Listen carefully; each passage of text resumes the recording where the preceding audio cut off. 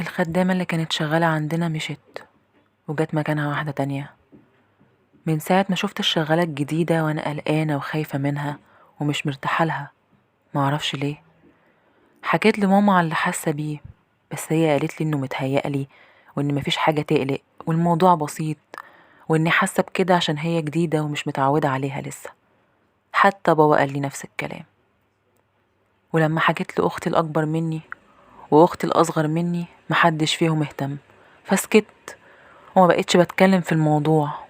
وقلت يمكن فعلا أنا غلطانة واللي عندي ده مجرد إحساس، وعلى العموم كده كده الأيام هي اللي هتبين.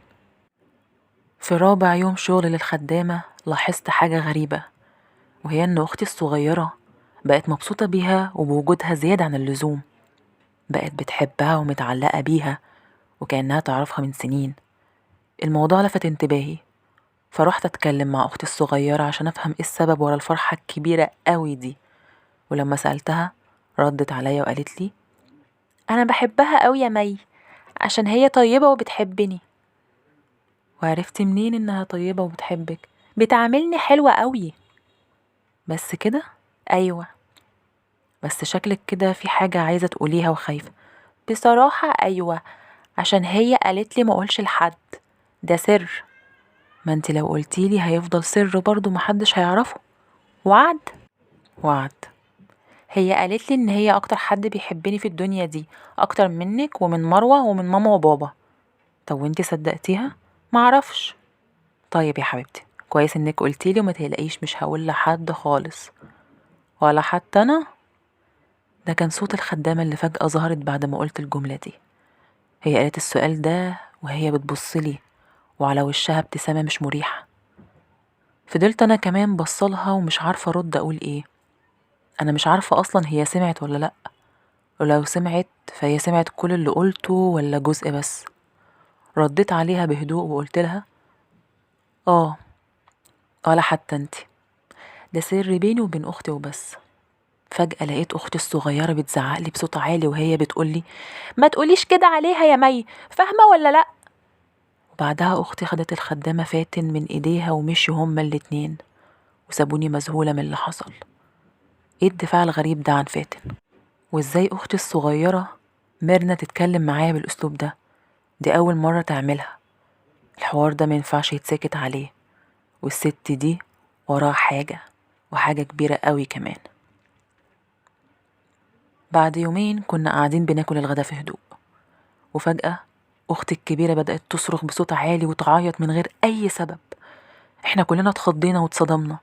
حاولت أنا وبابا وماما نهديها والحمد لله بدأت تهدى، وبعدها هدت خالص وكملت أكل عادي كأن مفيش أي حاجة حصلت.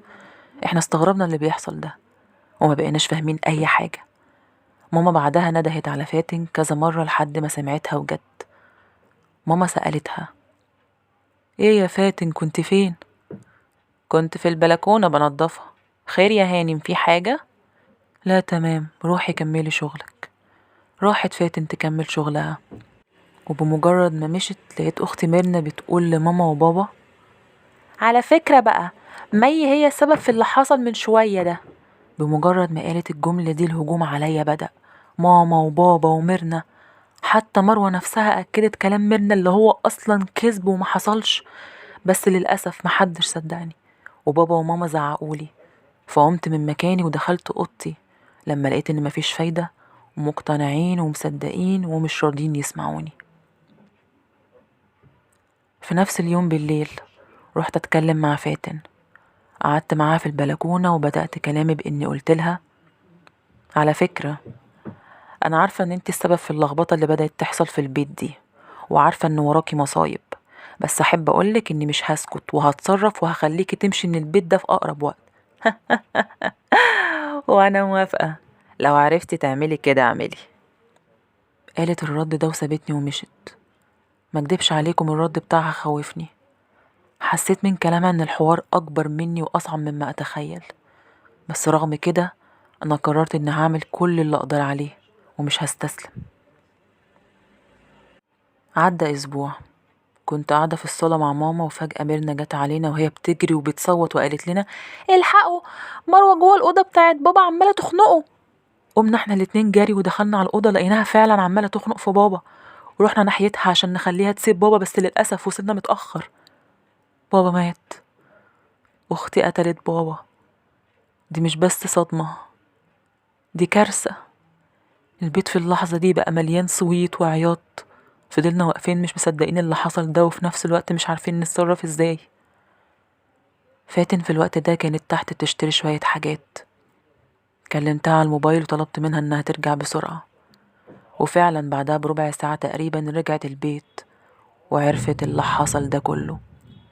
وانا بقى كنت مركزة معاها جامد وقصد ادقق في رد فعلها، ولما عملت كده لقيت ان رد فعلها طبيعي وعادي، وكان باين انها مصدومة بجد وزعلانة من اللي حصل. بس احساسي بقى كان بيقولي ان رد فعلها ده مش حقيقي، وان هي مبسوطة من اللي حصل ومش مستغربة ولا حاجة.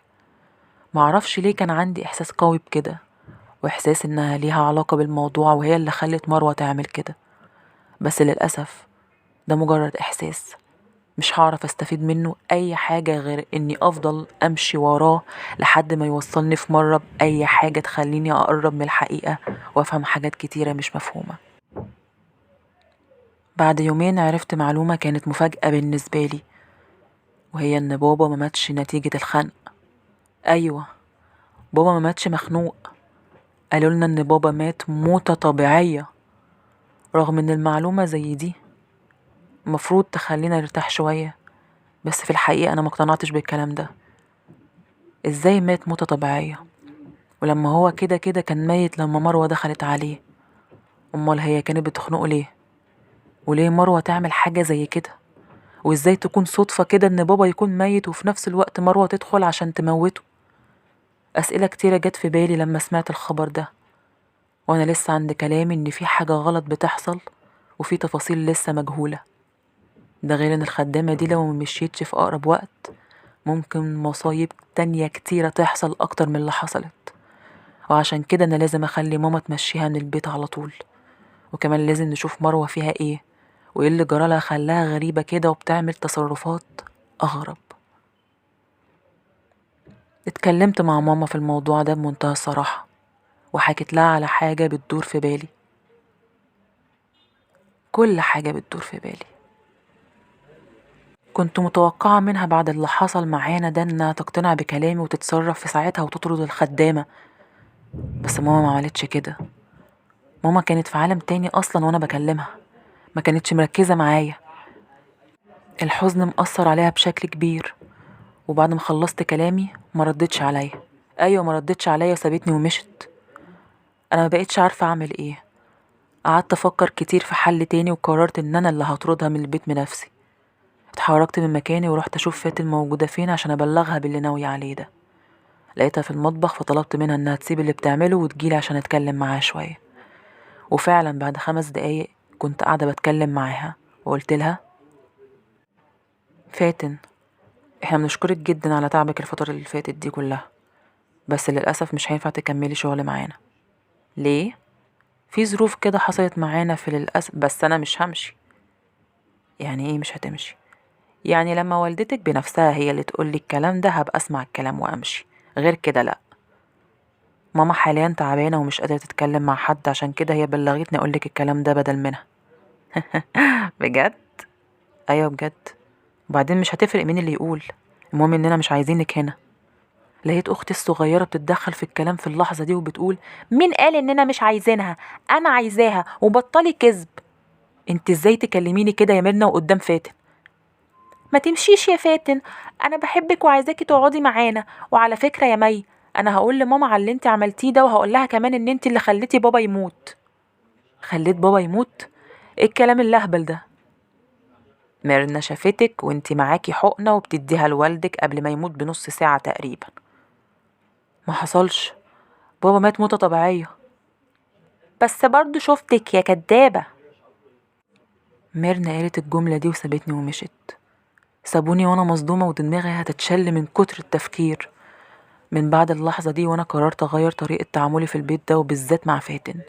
ما ينفعش اتعامل معاها بالمواجهة والصراحة، لازم اسلوبي يكون اذكى من كده عشان اعرف اثبت اي حاجة عليها، او على الاقل اعرف اتصرف واخلص منها بالطريقة الصح.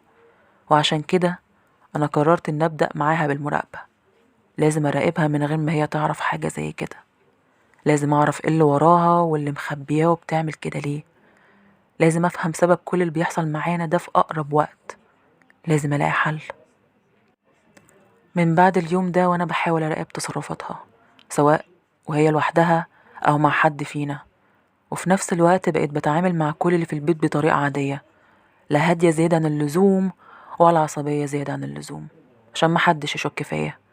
بس أنا لاحظت إن فاتن بقت مركزة معايا أكتر، وكأنها مستغربة التغيير اللي حصل ده وعايزة تفهم السبب فيه. بس أنا مريحتهاش ولا خليتها توصل لحاجة. عدى 4 أيام على الحال ده، وخلال الأيام دي ما حصلش حاجة جديدة. بس في اليوم الخامس كان الوضع مختلف. في اليوم الخامس حصلت المفاجأة. في اليوم ده كنت ظابطة المنبه بتاع موبايلي عشان أصحى وقت الفجر كده. كنت حاسة إني ممكن أكتشف حاجة في الوقت ده، وقت النوم، واللي هيكون مناسب قوي ليها، وممكن قوي في الوقت ده تكون بتعمل حاجات من ورانا. وفعلا صحيت على صوت المنبه وطلعت بهدوء من الأوضة عشان محدش يحس بيا، وبالذات فاتن اللي أنا قايمة من النوم عشانها. وبمجرد ما طلعت ووقفت قدام الأوضة سمعت صوت حركة في الشقة. الصوت ما كانش عالي، لازم تركز عشان تاخد بالك منه.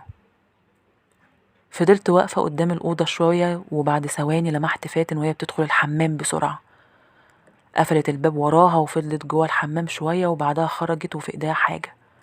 للأسف ما قدرتش أحدد ايه اللي معاها، بس واضح قوي ان في حاجة غلط بتحصل أو هتحصل. رجعت تاني الأوضة بتاعتها وقفلت الباب. أما أنا بقى فاتحركت من مكاني ومشيت ببطء ناحية أوضتها.